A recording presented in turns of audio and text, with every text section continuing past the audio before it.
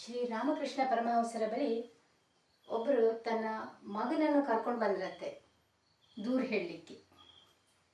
ನೋಡಿ ಸ್ವಾಮಿ, ನನ್ನ ಮಗ ತುಂಬ ಬೆಲ್ಲ ತಿಂತಾನೆ, ಅವನಿಗೆ ಬುದ್ಧಿ ಹೇಳಿ ಅಂತ ಹೇಳಿದ್ರಂತೆ. ಅದಕ್ಕೆ ಶ್ರೀರಾಮಕೃಷ್ಣ ಪರಮಹಂಸರು ಹಾಂ ಆಯ್ತು, 15 ದಿವಸ ಬಿಟ್ಕೊಂಡು ಬನ್ನಿ ಅಂತ ಹೇಳಿದ್ರಂತೆ.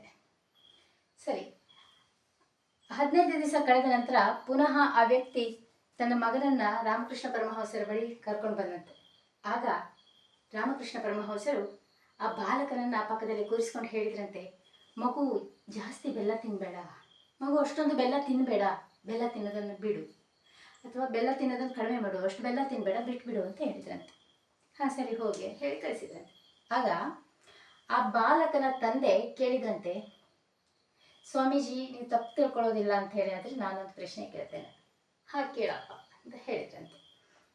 ಅದು ಕೇಳಿದಂತೆ ಆ ಬಾಲಕನ ತಂದೆ, ಇಷ್ಟ ಹೇಳಲಿಕ್ಕಾಗಿ ನೀನು ಬೆಲ್ಲ ತಿನ್ನೋದು ಕಡಿಮೆ ಮಾಡು, ಜಾಸ್ತಿ ಬೆಲ್ಲ ತಿನ್ನಬೇಡ, ಇಷ್ಟನ್ನು ಹೇಳೋದಕ್ಕಾಗಿ 15 ದಿವಸ ಟೈಮ್ ತಗೊಂಡ್ರಲ್ಲ ಸ್ವಾಮೀಜಿ, ಯಾಕೆ? ಇದನ್ನು ಆ ದಿವಸನೇ ಹೇಳ್ಬೋದಿತ್ತಲ್ಲ, ನೀವು ನಾನು ಕರ್ಕೊಂಡು ಬಂದ ದಿವಸನೇ ಇಷ್ಟನ್ನು ಹೇಳ್ಬೋದಿತ್ತಲ್ಲ ಅಂತ ಹೇಳಿದ್ರಂತೆ. ಅದಕ್ಕೆ ರಾಮಕೃಷ್ಣ ಪರಮಹಂಸರು ಹೇಳಿದ್ರಂತೆ, ನಾನು ಆ ಬಾಲಕನಿಗೆ ಉಪದೇಶ ಹೇಳುವ ಮೊದಲು ನನಗೆ ಆ ಅಭ್ಯಾಸ ಇತ್ತಲ್ಲ, ನಾನು ಆ ಅಭ್ಯಾಸವನ್ನು ಬಿಟ್ಕೊಳ್ಬೇಕಿತ್ತಲ್ಲ. ನಾನು ತಿಂತಿದ್ದೆ ಬೆಲ್ಲ, ನಾನು ಬೆಲ್ಲ ತಿನ್ನೋದನ್ನು ಬಿಟ್ಟ ಮೇಲೆ ನನಗೆ ಬೆಲ್ಲ ತಿನ್ನೋದನ್ನು ಮನಸ್ಸನ್ನು ಕಂಟ್ರೋಲ್ ಮಾಡಲಿಕ್ಕೆ ಸಾಧ್ಯ ಆದಮೇಲೆ ನಾನು ಆ ಬಾಲಕನಿಗೆ ಹೇಳ್ತಾ ಇದ್ದೇನೆ ಅಂತ ಹೇಳಿದ್ರಂತೆ. ಅಂದರೆ ಯಾರಿಗಾದರೂ ನಾವು ಉಪದೇಶ ಮಾಡಬೇಕಿದ್ರೆ ಆ ಸ್ವಭಾವವನ್ನು ಏನು ಬೇರೆಯವರಿಗೆ ನಾವು ಹೇಳಬೇಕಿದ್ರೆ ಅದನ್ನು ಮೊದಲು ನಮ್ಮ ಜೀವನದಲ್ಲಿ ನಾವು ಅಳವಡಿಸಿಕೊಂಡಿರ್ಬೇಕು.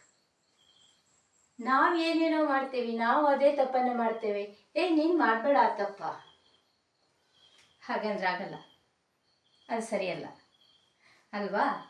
ಅದಕ್ಕೋಸ್ಕರ ಶ್ರೀರಾಮಕೃಷ್ಣ ಪರಮಹಂಸರು ಯಾವಾಗ ತನ್ನ ಕೈಯಿಂದ ಬೆಲ್ಲ ಬಿಡುವುದ ಸಾಧ್ಯವಾಯಿತೋ ಆಗ ಅವರ ಬಾಲಕನಿಗೆ ಇನ್ನು ಮುಂದೆ ಜಾಸ್ತಿ ಬೆಲ್ಲ ತಿನ್ನಬೇಡ ಅಂತ ಉಪದೇಶ ಮಾಡಿದರು. ಬೇರೆಯವರಿಗೆ ಉಪದೇಶ ಮಾಡುವ ಮೊದಲು ಅದನ್ನು ನಮ್ಮ ಜೀವನದಲ್ಲಿ ನಾವು ಅಳವಡಿಸ್ಕೊಳ್ಬೇಕು.